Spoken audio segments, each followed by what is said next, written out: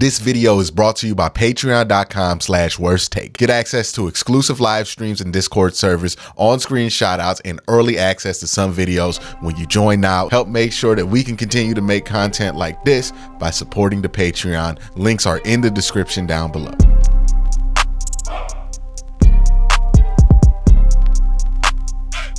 Always like to bring good guests, and you know it's camp season. I like to bring on people who have eyes on the team during camp. Let's bring in Cam. You might know her from Twitter. She posts, I would say, the highest quality like camp footage of anybody that I've seen. You know, I mean, she be getting the zooms in there, sometimes hitting the slow motion. I be seeing the team retweet her videos. That's how good her videos have been. So, you know, Cam, I know that you're reporting for the team. Have you thought about a career in cinematography? Listen, apparently, if you listen to Twitter, I just really butchered these past videos. They want to do it themselves. Yeah, no, I made them dizzy. Too much zoom in, too much zoom out. I'm like, listen, I'm throwing these. They don't appreciate art. You know what I mean on Twitter. I'm just trying to give you a compilation and see everything that I have gotten, right? Like, I'll post the one clip. I'll post like the big plays or like a notable moment. But then I also like to do like with Deshaun Watson's offense. Like, I like to go like play by play. And so, yeah, that doesn't flow all the time. It's back to back to back. It's so you can see what I've seen. And it's not just a moment, you know, that I had posted. Like I individually posted he had an interception. Cam Mitchell, and it was great. It was a great interception by Cam Mitchell. And then I decided, you know what? Well, here's the passes that he completed, because you got to show the entirety of it. Yeah, one interception, but also here's all the other things that are happening. Mm-hmm. So people didn't really like how I put that all together, but next time when I have time to edit it smoother, people on Twitter, I got you. I'll try to find more time in my day. I've seen what these people on Twitter like. You don't need the approval, Cam. You know what I mean? Man, like I've seen what they are. I've had conversations with them. I promise you, their approval means nothing. But I'm just gonna keep me then, and that's you know what I mean. You know what I mean? But let's talk about camp. I think one of the more interesting things that's become a topic of conversation is camp seems to be a hotbed for people to run into their own camps, right? Because there's always these little wars going on in every fan base, right? Some fans are fans of this player. They don't like this player. They don't like this draft pick, but they like this draft pick. And camp is a perfect place for all of this because you can just take whatever you want from camp, right? Like it's so vague when it comes to the context that it's hard to tell what's actually good and bad. So you could just take whatever you want. You know, if Jed Wills get beat up on Miles, no, that's not good for Miles. That's bad for Jed, right? Jed. If you want to be on that side, you know. So it's one of those things where you just see these hotbeds of takes, you know, oh, Deshaun didn't score on a 2-minute drive. That he stinks, right? You know, instead of it being, well, they were trying to get the kicker on, you know, work some special team stuff. No. It's got to be that he stinks, right? It's whatever anybody wants to make out of it because it's just vague enough. So seeing what you've seen down there, being that you've been there for a while, knowing the context of it, what's your general vibe of the team right now? Does it feel different than last year? Yes and no. Like, it feels like there is more of a focus on getting things done and really putting the effort in to improve. Like, obviously that's your goal every year, right? But this year feels a little bit more organized.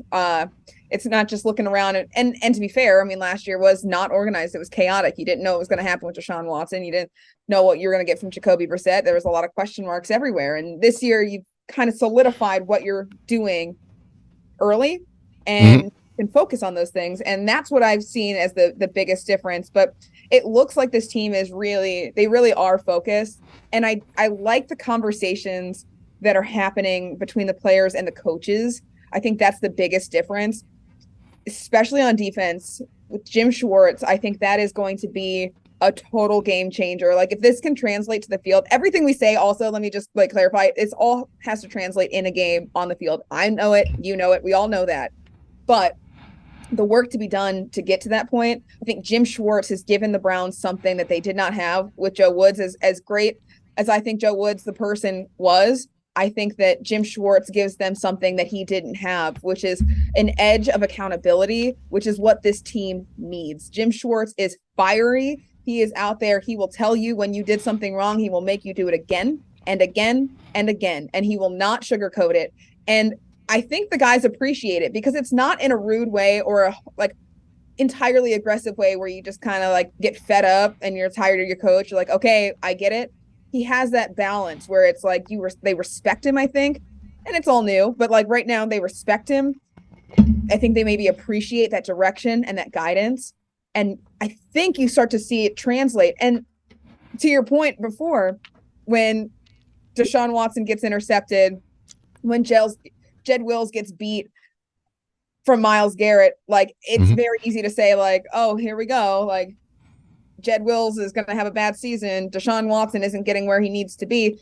These things very well could be the case, right? They still have work to do on their end too, but I think it should be more of a testament to the work that the defense is doing when the defense is going hard against the offense, because this is a lot of these are on air, very light work for the offense. The defense, if you can beat Jed Wills in that and not without the crazy kind of, contact and physicality, but you can use those moves and it looks as if you beat him in a real, like when you get up in there close. I think that's more of a testament to the, Myles is lined up in the right spot. That's a good spot for him to be in, that this kind of development, this works.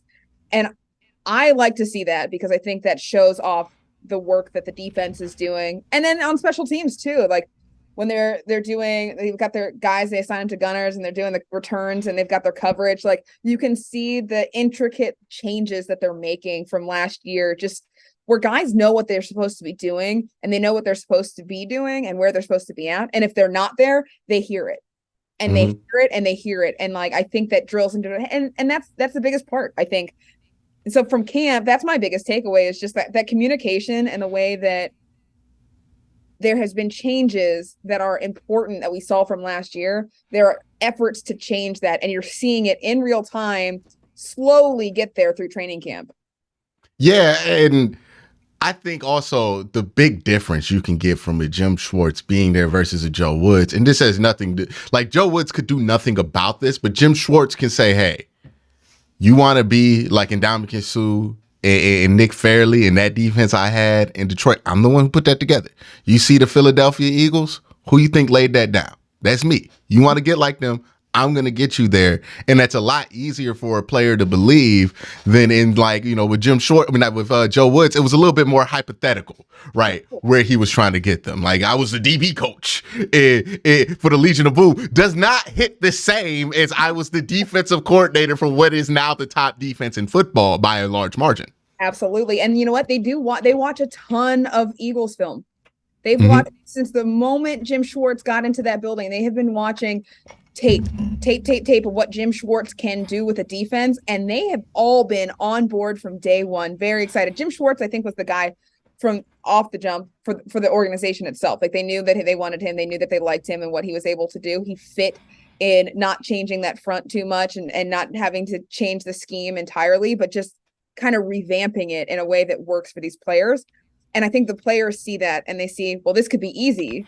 This could be an easy transition, and it could be one that is explosive and fun. Because when you're having fun on the field, when you're making plays, that defensive line getting to be the stars, getting to make those flashy plays, getting to just rack up their sack count, like that's huge. That's huge for a defensive line. It's huge for the motivation for this team. And then to have them say, okay, well, yeah, the defensive line is going to be the stars, but hey, linebackers, corners, safeties, if they don't get there, pressure's on.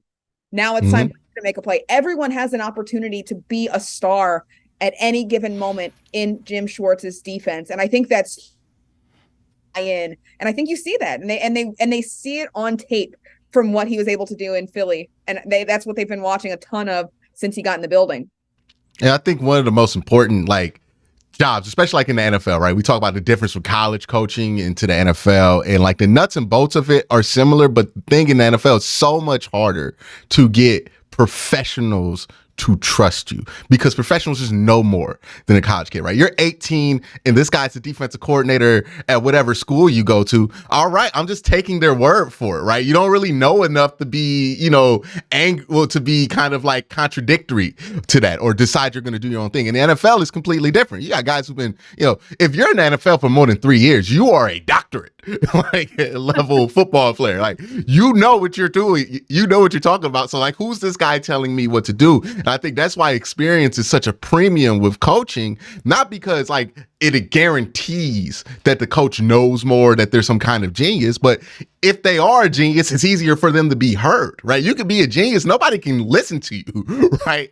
I think that's one of the things that's like impressive with Mike McDaniels. He's actually gotten people to listen to him, despite the fact that he doesn't have that like level of experience, which speaks to how great his ideas are. But most guys like, hey, man, Joe Woods might have had good ideas, but it just was impossible for the team to listen to him at a certain point, because not only did he not have that backlog of success to lean back on as a defensive coordinator, he also wasn't having the success right now. Yep. And that affects everybody's money, everybody's career. And when you are seen as the guy who's putting me in this position, now I'm listening to you less. And then it devolves into what happened last year, which was nobody was doing what they were supposed to do. And that's the thing, Joe Woods, I think his scheme was there. Like, he had really good plans, and he knew what he wanted to do. He had a very difficult time teaching his guys what that looked like and how to execute. And then it got really muddy. And I think that these guys are in that locker room are smart. It's not as if he doesn't have smart players. They're smart. They got high football IQs. It's just the way you are able to teach a player what it is and translate that idea onto the field. That's not something that everyone has the wherewithal to be able to do just naturally. And I think Joe Woods will grow in that. Like, I'm excited to see where he goes and grows as a defensive coordinator, as a coach in this league. I think that he's got all the great ideas. He's a really good person. And I think he just needed growth. And this team was not in a position where they could afford to let him continue to grow without any certainty that he would be able to develop that with the defense. So with Jim Schwartz, I think this is now the test of he obviously, it's proven, right? We've seen it in Philly, but now the one thing he has to do is just make it translate here in Cleveland to the field. Get some of those ideas that he's preaching to these guys and just let them do it one time. Show that it's possible, show that it's easy. And I think that's where that buy-in will turn into pure trust. And this defense could really flip a switch if that happens. And trust is so important on the defensive side of the ball, right? Because if you're running an offensive play, there's only but so many offensive concepts you're running, right? Like, the guards know they need to pull. The running back knows he needs to take the football. The quarterback knows he needs to. Like, this isn't you might want to. This is you got to do this in order for the play. There's no freelancing really on offense, other for like sometimes wide receivers can like make an adjustment if they see something, if they have that kind of chemistry with like the quarterback. Defensively is a lot different. There's a lot more room to do whatever you want. And that makes it easier for things to break down because, you know, let's look at it from one position. Let's say I am the Mike linebacker, or let's say I'm JOK for a better example. Okay, I know I'm supposed to stay on the hash and cover this third of the field underneath and stay here. Cool. But then I see out the corner of my eye, Denzel just carried a route.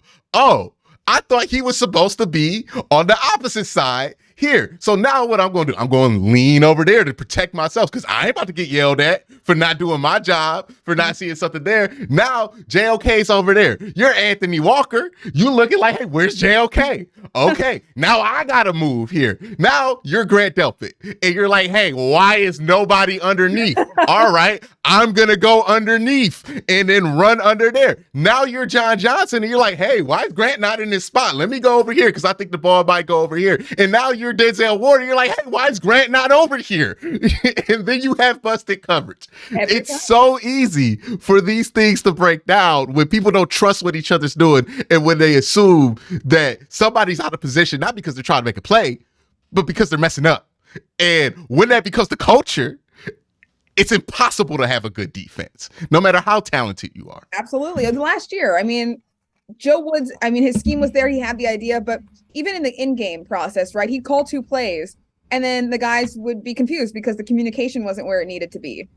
And I think that with Jim Schwartz, he's got an effort. He's efforting to reduce that kind of calling plays that's too much, calling two plays out there, having guys confused, keeping it simple, keeping it very, very simple, simplifying everything. Because when you do that, it reduces the ability for guys to get a little confused. And one time, the first time someone's confused is the first time that spiral of busted coverage, like you just explained. That's exactly how it happens. And it will, and then you don't trust anything, and then you're all out of sorts, and then it continues to happen. You get one bad busted coverage, you're likely to have more throughout the game, because it's hard to adjust when you don't trust the guy that called the play, and then you're confused and who messed up, who did it. It's and then what does the coach do? All right, we'll just run base, right? So now you get mad. You're just running base cover 2, and then the team's like, they're just running base cover 2. Okay, we'll just throw corner routes all game and take advantage of it.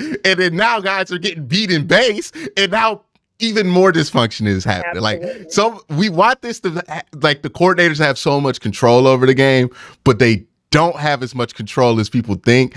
And like, yeah, you can make an adjustment. Like, that's the adjustment you have to make when everybody's doing whatever they want. But like, that's going to lead to more people doing whatever they want, because it's going to be easy to beat, because like, hey, just stay here. I don't care. Just stay here. This the NFL. You can't just run vanilla like it's the preseason. So and this is how these things kind of end up breaking down, especially when your defensive line stinks. Like, your defensive line being good can make everything else look good. And but your defensive line stinks. It's like, you know? Absolutely. I think that's the focus in camp, is to see, like, when, and it goes back to that first point of, you know, when you see Myles Garrett beat Jed, get excited. Get excited for the defensive line. Like, at the end of the day, Jed Wills will usually, you know, keep his cover. I mean, he does have some issues, and he's learning from them, of course, but most of the time you can rely on him, especially with Deshaun Watson. He's mobile. If you can get back to him being that elusive quarterback, you got Nick Chubb, and you get Deshaun Watson zip back, and you can get that ball right out of, like, him. Even if Jed does not hold up coverage the way he needs to, and that pocket collapses a little bit, you have to assume that Deshaun Watson can get to the point where that's not going to be the end of the world. What would be the end of the world for the Browns is if the Browns defense does not deliver. That, I think, is the one of the biggest points of this season, is coming down to whether this defense can take that next step up, because we know that Deshaun has to. That's not that's everyone knows that. But what I think is forgotten is how important it is that the defense come out consistent and strong like they didn't last year. And I think Jim Schwartz is doing that in training camp. And I get really excited when I see Myles Garrett breaking through, or Zadarius like getting over there, and even the interior crushing in and making contact with Deshaun. You can't tackle him right now, but hey, you're like, that would be a sack. Love to see that. Let's go defense. Like, that's what you want from your team, is it not? I think so. Yeah. And, you know, I think look, if Jed can't block Myles Garrett, that's a good thing, because Myles Garrett's on the team. Right? Like, there are 2 other guys in the league like that. There's Micah Parsons, and there's TJ Watt. TJ Watt plays on the right side, and we don't play the Cowboys unless we get to the Super Bowl. Like, so at that, it's not really a problem if he can't block Myles Garrett. There's not that many Myles Garretts in the NFL. That's why he's Myles Garrett. Absolutely. Like, I think sometimes we don't understand how special he is. But let's talk about real quick about the offense, especially like the wide receivers. Yeah. Who are some guys who are flying a little bit under the radar that you think could be a little bit more impactful than what people are assuming right now? I mean, we all know about Elijah Moore setting camp on fire. We all know about what Coop can do throughout his NFL career, and even to a point about DPJ. But underneath that supporting cast that's there, what have you seen that's really encouraged you throughout the offseason? Yeah, I mean, Donovan Peoples-Jones is one of those ones that, like, they talk about him, but he's had a great camp, and I think that's a big thing for me, is to see where he's able to take that leap, and I think he's very poised to do it. But honestly, I mean, you've got some really good talent. Obviously, the rookie Cedric Tillman is just, we had this catch yesterday, which was just incredible, just so impressive. Put his body on the line. He is that big body receiver. He's almost like what DPJ can give you. But with a ceiling like DPJ, I still think that, you know, the best is yet to come for him. I think that we still have some things to see, and I think this could be a really big year for him. We say that a lot, but I really do like the way that he's looking and the chemistry with Deshaun Watson. But Cedric Tillman, I think, has that potential and a higher ceiling, because you're seeing it already. You know, it's interesting. This is an interesting analogy I'm gonna try to use. Is Donovan Peoples-Jones is athletic and like can make spectacular catches, but they're kind of like in the way that Braylon Edwards used to. And Cedric Tillman kind of reminds me of the stuff that like Keller Winslow used to be able to do, where it's like kind of like the gimme those, you know what I mean? Like where Braylon's like, I can keep my feet in bounds. I can be real flexible. I can like make a quick dive here or there. Yes. But it's like the stuff, the big boy stuff, I feel like Cedric's been a little bit more impressive in that front. I seen him actually in goal line drills, put him up in fades. You know, I hope they're throwing the high fade soon because they have nobody that could throw a high fade to last year. And there's Cedric Tillman. And that's what I think he provides, this cool little boost where you can work with him and kind of develop him and see what he's able to bring you. And it looks like a lot. And then outside from him, some of the other guys, like Dalen Baldwin is another guy, a lot of practice squad time, but he's a guy that in camp, he shows that consistency. He's a guy that he'll catch the ball 9 times out of 10. He had a couple moments in the season. And the same as like David Bell is a guy that you want to see more from him than he did last year, also young. And then I would be remiss if I did not hype up my wide receiver that I always hype up every year, Mike Harley Jr. He's always reliable, speedy. He's the guy that like, he's out there taking reps, like in the slot, doing like the quick, showing off his speed, and he's fun. And I really do think guys like Dalen Baldwin, like Mike Harley Jr., the guys that are like on the practice squad, I think they give a boost and they show other guys kind of areas of their game that they want to get better at, right? Like Marquise Goodwin, before the blood clots happened, I think that he was able to show off that speed and just pure speed. And I think there was like a back and forth, not between the two, but just you could see when Marquise would make a play, Elijah Moore would show off the speed a little bit more on those individuals. He would put the burners on. I think they're competing against each other in a healthy way, in a way that like brings out the best of them. So I like to see these different assets that these guys have, and Dalen Baldwin, Mike Harley Jr., Cedric Tillman. These are all guys that Rashawn Henry had a couple great plays too. These are guys that they have made pretty good impacts in camp. And oh my gosh, it's the whole wide receiver room. Jalen Darden too. Like he's catching passes from Deshaun Watson and looking good at it too. So I think the Browns are in the worst position in the best way. They have so much talent in that room. It's going to be really hard to like those final cuts of who makes the team and how they're going to navigate practice squad versus maybe some IR work and all that good stuff. Like figuring out where guys are going to go in the final cuts. They're in a really tough position because there's a lot of talent there. And I think the Browns are in a pretty good spot relative to what we thought they were going to be when there wasn't maybe those big name trades. I think they did a very good job in the offseason in getting in talent that really does bolster this offense. Yeah, it's going to be interesting to see a lot of young names on this Browns roster, a lot of young names at wide receiver. Hopefully somebody steps up. I want to thank Cam for coming in, taking a day out on her busy schedule to be able to let us know what's going on in camp. And don't let them get to your head about your Twitter videos. I like them. They're in the right aspect ratio. Everybody be posting them vertical. Hey, you would have them in the right aspect ratio. And, you get into the action. Don't let them change a thing. You know what I mean? Listen, that's fair. If you get dizzy from watching my videos, just don't watch my videos. It's going to be fine. You know what I mean? Yeah, haters get dizzy. But thank you for coming on. Y'all have a great day. Have an even better night.